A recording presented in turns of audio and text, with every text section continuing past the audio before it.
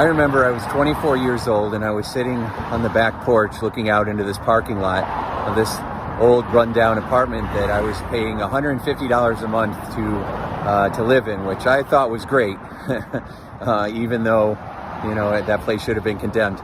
And I'm sitting there on the porch, and all of a sudden these bad memories are coming into my mind because I was always being flooded by these terrible memories of things that I went through.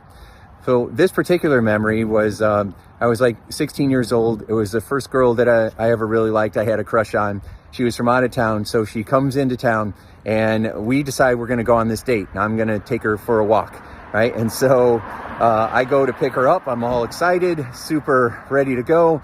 I knock on the door. She answers, and she says, "I thought you were sick."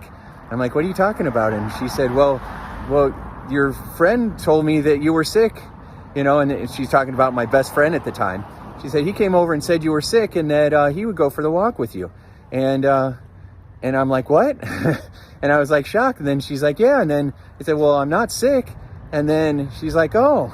She's like, "Well, so sorry. I told him I would go." And I'm like, "What?" "You told me you would go first." And she went with him. And so I was so shocked and hurt and traumatized by that, right? Because of her, and then also my friend, and then even when she knew the truth, she went with him anyway, so it felt like a double rejection. It was awful. And then I was so angry at him, I was so angry at her, I was just so upset at myself because I felt like I should have done something else, even though, what am I supposed to go do?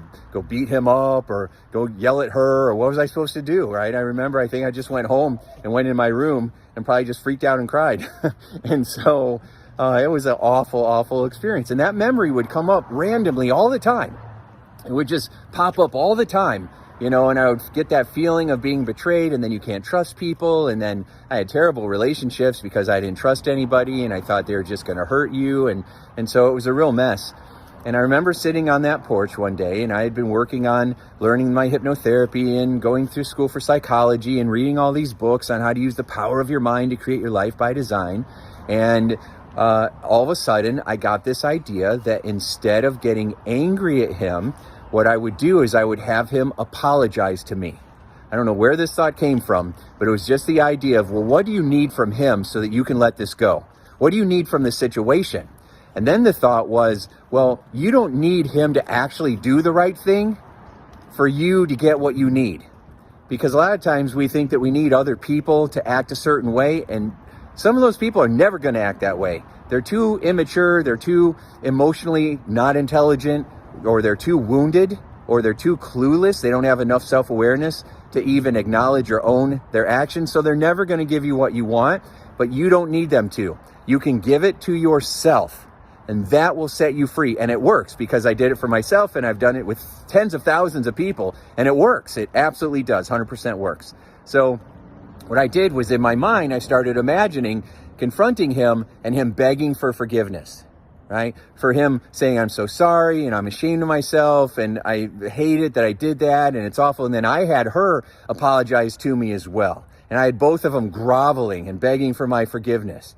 And then at first I was like, "Screw you, I'm not forgiving you," right? I'm going to hang on to that. But I found that hanging on to that anger wasn't hurting them, it was hurting me. It's like I'm holding this big rock. They're not holding the rock, I am. Right? And I realized, well, I don't want to hang on to this anymore. So I threw the rock down and I said, "I forgive you." And as soon as I forgave them, because they're young and silly and, dumb, we were 16, right? So I forgave him. And when I forgave him, it was like I set the rock down. I felt the freedom. I felt the peace. I felt the sense of ease.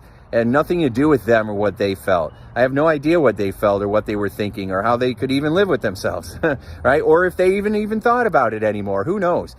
It doesn't matter. What matters is that I was able to give myself a sense of peace. Now, here's the really exciting piece of this. When I forgave them, that feeling never came back. What? That's the thing. When I forgave them and I played it differently in my mind, it set me free, and that negative feeling, that memory never came back.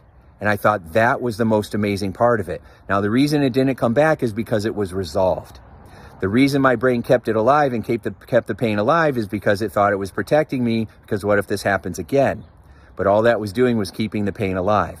So when I started to release this and I forgave myself, then when I forgave them, and then I even forgave myself for hanging on to it for so long, then all of a sudden it was resolved and my brain didn't need to keep showing me it to protect me from it, because there was nothing to be protected from. I was now safe. I was now good. And I gave myself what I needed, which made me feel powerful and in control.